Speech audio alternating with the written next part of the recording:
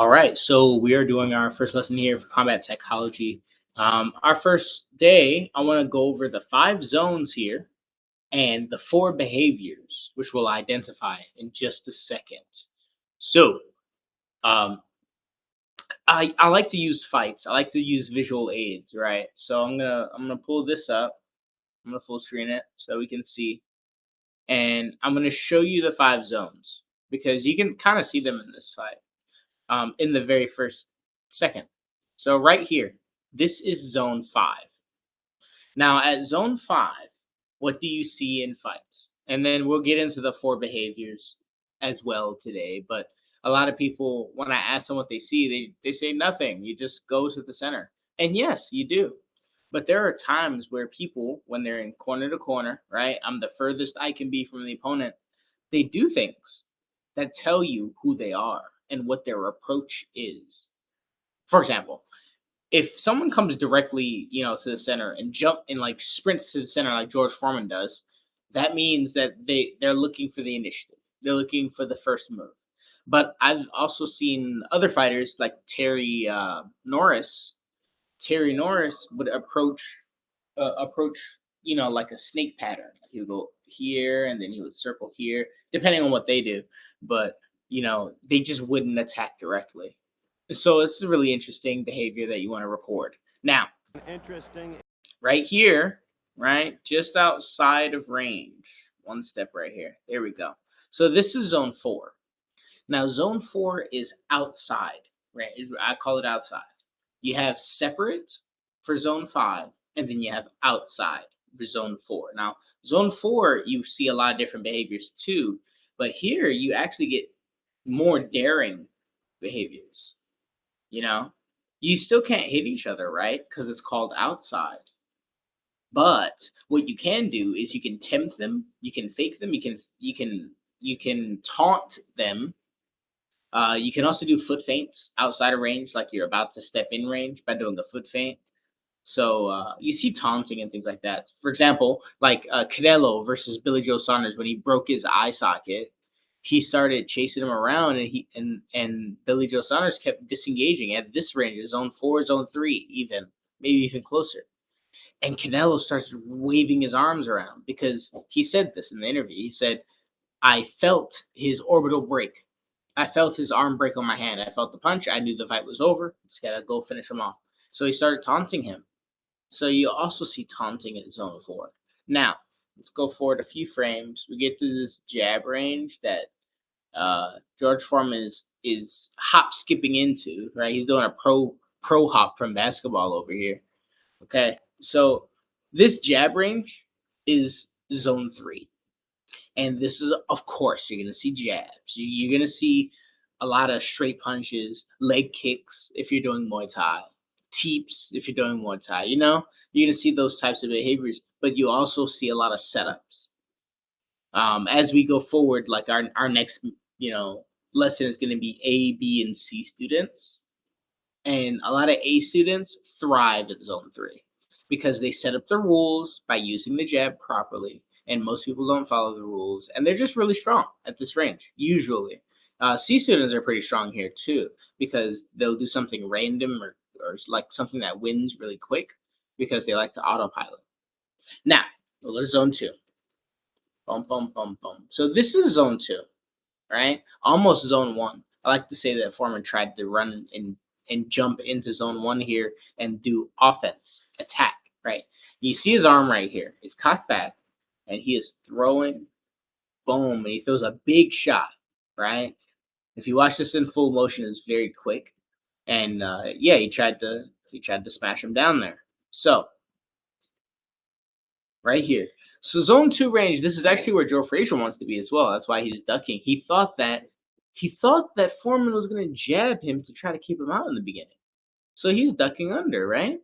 No, Foreman had a plan. But we'll go over that in a different lesson. So now, Joe Frazier's here. He's low, and he's like, whoa, whoa, whoa. And he jumps out from this. He took that body shot, almost took that body shot. He jumps out, right? Boom. So he doesn't get into zone 1. But we'll get to see zone 1 in just a second, right? But let's go back. I'm sorry. Zone 2, what do we see there? Of course, you see combos. You see, rolls and level changes. This is where being on top is really strong, but also you could easily have that shifted on you if they take one step to the left or one step to the right, or they just get on top of your hands and you don't have the mind to control and stay on top. Maybe you want to fight low because, who knows? So you see a lot of mix-ups, not just combos, mix-ups and level changes and angle changes, craziness, right? A lot of knockouts happen here. And then Quite let's understandably, go the forward a little favorite bit. Foreman comes out. I really love the how he approaches the zone three in with a leaping hook, and then you see Foreman kind of trying to do a parry here. He's getting caught, but they're getting. Joe Frazier's okay with zone one, by the way, too. Right, He's okay with that. Frazier in his usual They're up almost. He's getting stopped by Foreman completely at zone three. He's like, no, no, no. He's trying to disengage. style. Smoking is the One of way the four behaviors. Okay, right there. This is clinch range just for a second. Right here. So right here, this is clinch range. Okay. Then of course you see clinches, you see head turns. This is one. is the way he Boom. Right? You see how he turned them? He's gonna do it several times. Watch these turns. This is a disengagement. puts it. His job to get inside. Boom. His best Nope. weapon, the left hook. Yeah, Foreman hit is him vulnerable and then to the hook. push him out. Boom. Nope. Oh, the crowd. Right? Those are zone one behaviors at that close range, the closest that you could be with your opponent. So that's all 5 zones right there. You got me? Okay, so let's write them down. Okay, make sure you can remember these and identify them. So zone 5 is, I gotta write with my mouse here, bear with me. Separate. My precious handwriting goes down the drain when you give me the wrong tool. Okay? So separate. And remember, you see different approaches at this range, different ways of going in. Then you have outside. Here. Here. We're starting to understand it now. Come on. Outside. Uh-huh. I gotta do these easier. Now, outside of range, you see taunting as well, but you see a lot more feinting, like foot feints, and like when you're gonna go in, circling, a lot of shuffles, and ready to fight, but not in range. And then you have jab range. That one's easy. Boom, boom, boom.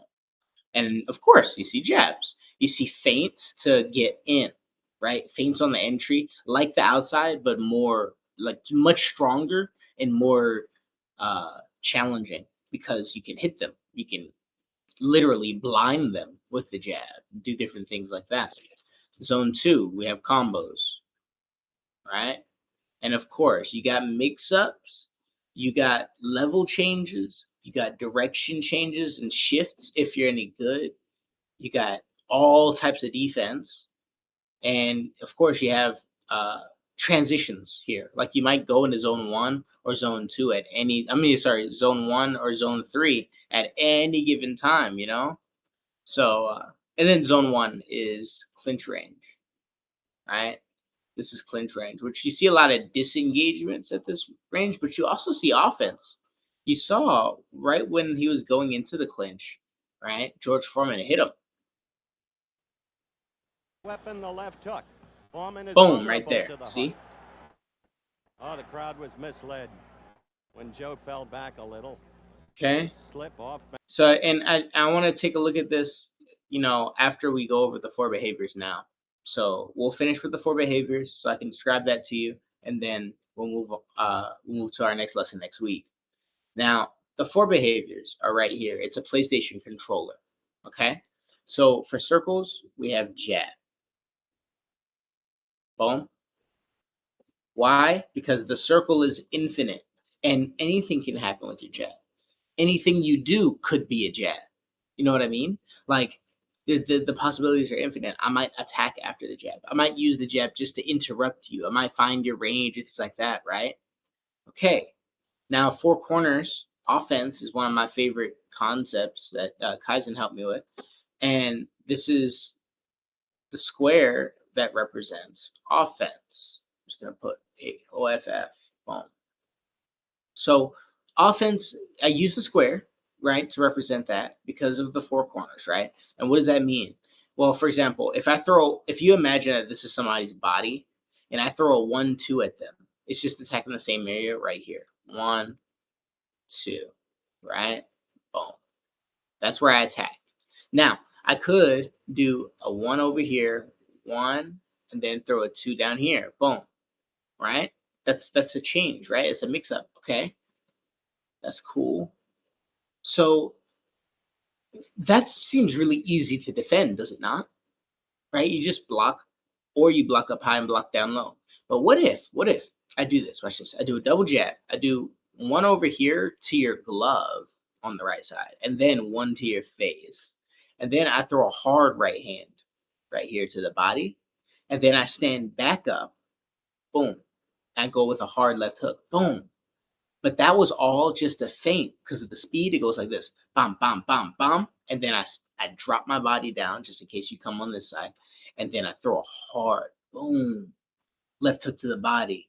That's your liver right there, right? So I attack liver, boom, and then you come back with a shot, and I block this angle. So because I know this is across from the angle I just attacked you at, right? Look at this shape.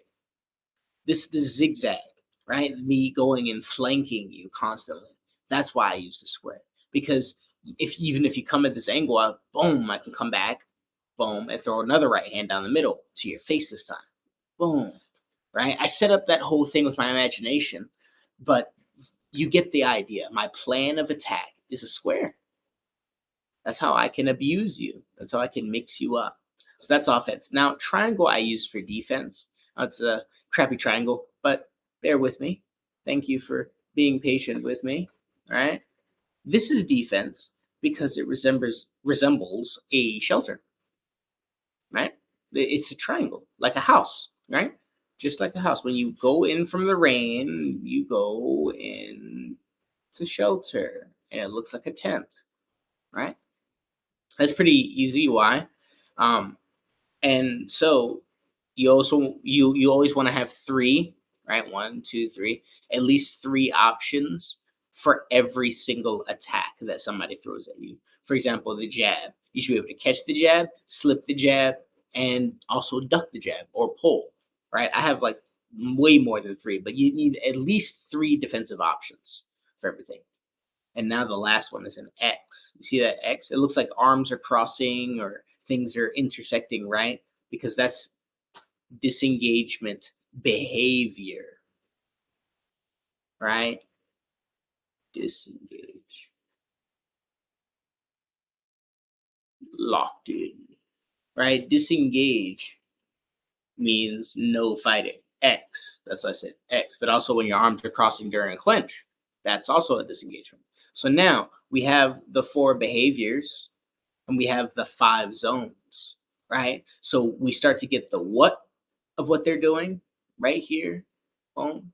We have what and we have where. Boom. What and where. This is kind of the first lesson that you need to learn as a film analyst and understanding psychology is what are people doing and where are they doing it. This is how you understand people. So let's look here. I'm going to show you something. Historically, Frazier has not been a good. In fact, let's go back to the beginning and let's qualify some of these 4 behaviors, right? So here, all right. So I saw offense here, so that's a square I would put here, and then that was defense from Frazier. He did jump away. Understandably, the favorite Foreman comes out. Okay, I saw a feint there at zone 3, so I'm gonna call that a jab actually from Frazier before he goes for leaping forward offense, and that jab was at zone 3. So I will put a circle next to the 3 area on my graph, right? If I want to graph this out, and then I would put a square on 2 right after that. A blue square for Frazier behavior, and then a red defense, right? A red defense at zone 3 because he gets him back to the jab range.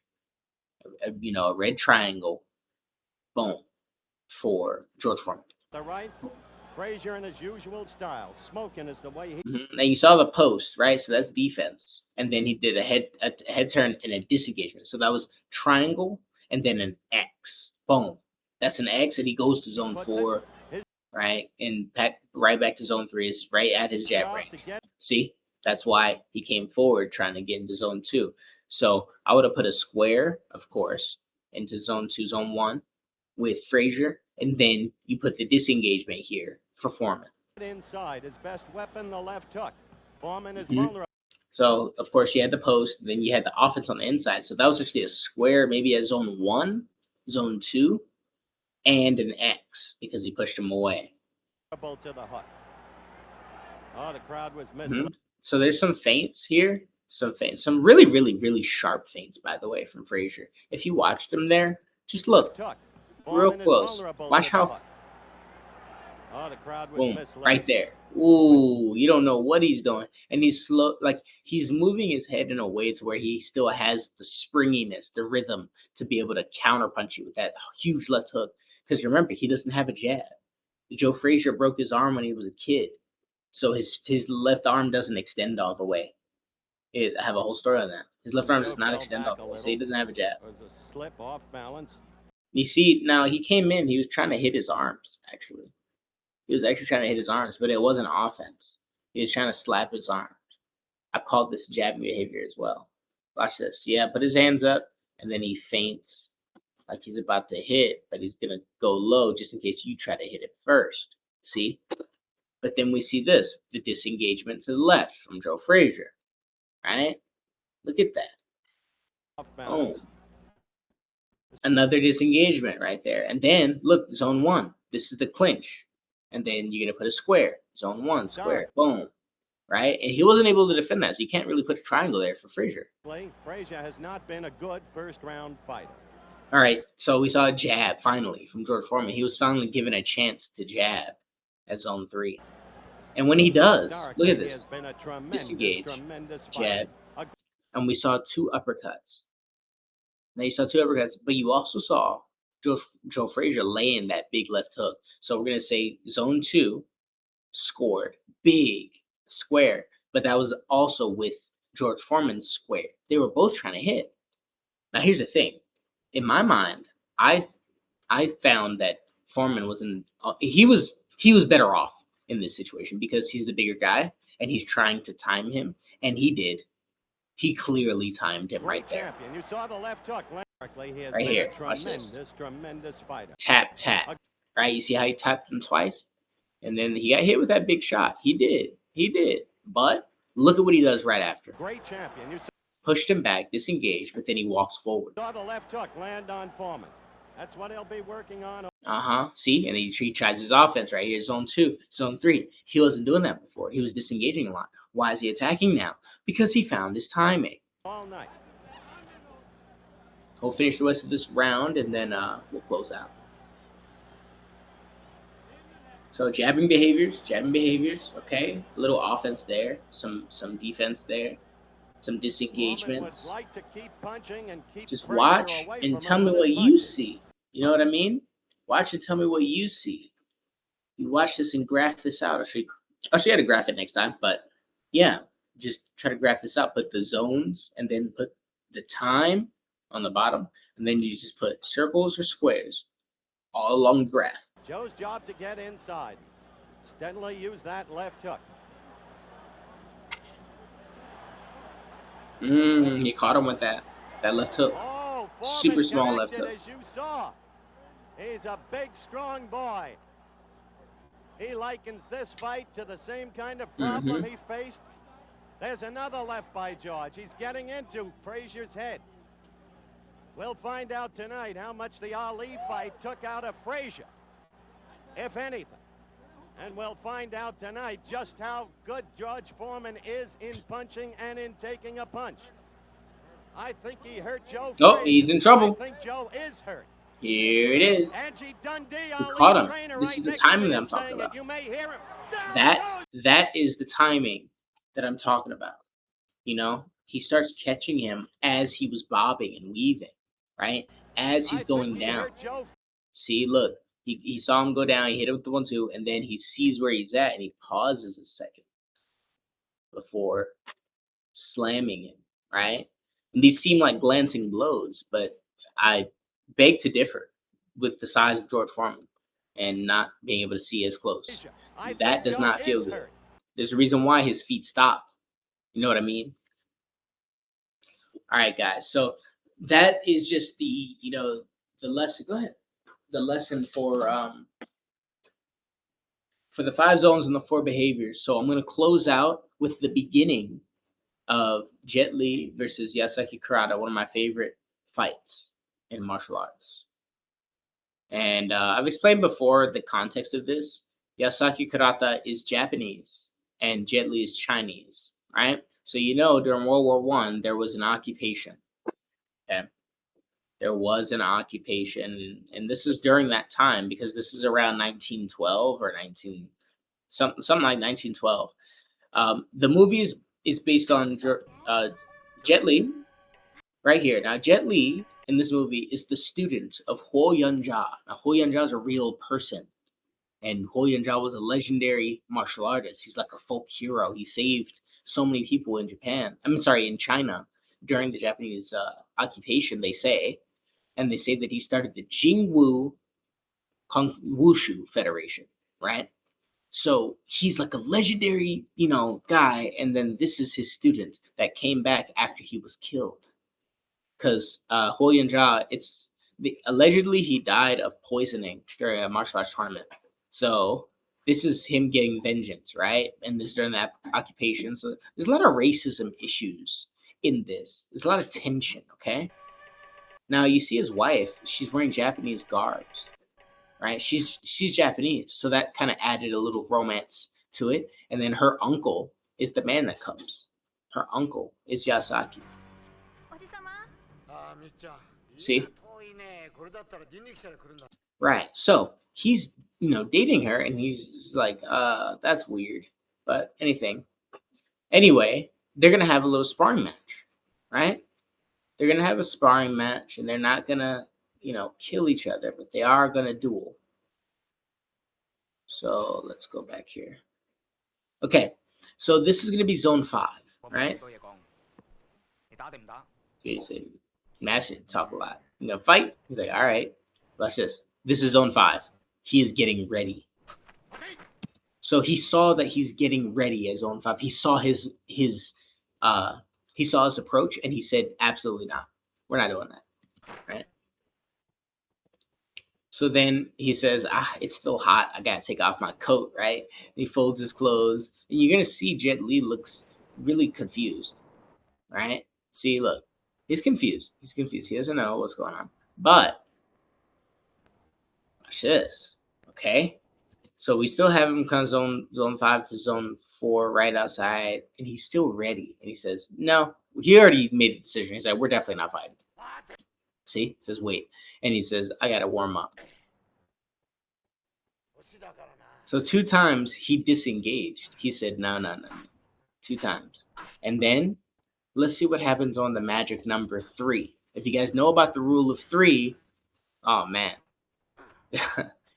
That's a crazy rabbit hole. But here we go. So he sees, okay. He puts his arm, He puts his arm up, and he sees that he's confused. So now he's decided it's time to approach. Ooh, sprinting. He's sprinting out of zone 5, just like George Foreman, right? Big attack. Forces him backwards. Right? Now here's the difference. He's going to go for the kill. So he's going to get on top. Boom. And then he tries to bowl him over and kick him, right? So he got a top position, really strong position. Boom. Okay? And then he attacks because it's still jab range, right? Attack. And then the third attack is actually a trick. Look. Boom.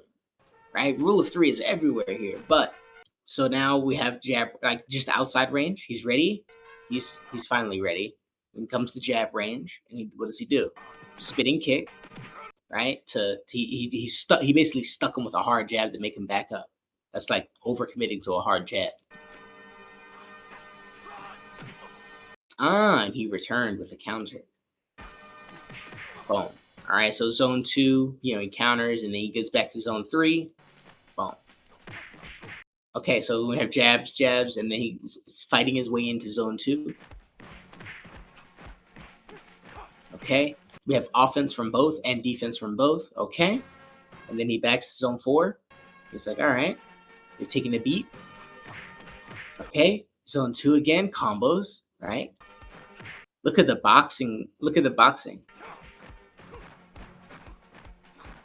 Slips and rolls, right? He got into zone one. Look at how close he is now. Okay, elbows.